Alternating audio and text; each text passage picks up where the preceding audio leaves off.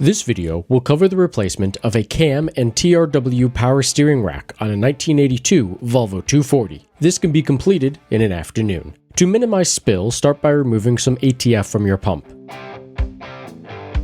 Raise your car and place jack stands at the front mounting points and remove the wheels.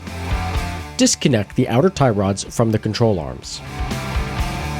Disconnect the lower steering U-joint by removing the safety pin and screw on the lower section. Disconnect the two hoses on the driver's side of the rack. Be mindful not to lose the pair of copper washers for each hose. Disconnect the rack from the chassis by unscrewing the pair of nuts on either side, then remove the hardware. Note that the passenger side has an elevated block, which is keyed to a proper orientation. Then pull the rack from the steering column. This may require a few hits with a mallet or some prying with a screwdriver. In this process, the steering wheel will lose center, so try to figure out a way to immobilize it. Place your old and new racks side by side and try to make the widths equal to one another.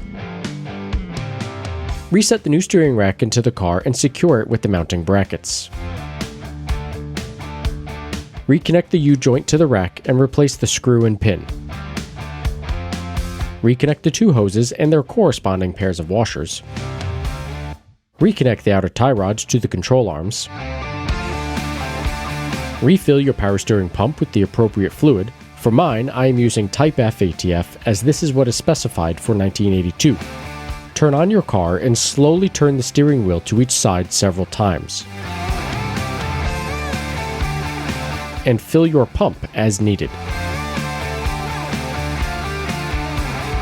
Attach your wheels, lower your car, and take it for a test drive. Hopefully your car is driving straight down the road. If not, go get it aligned. After that, you're all done. Enjoy your Volvo 240.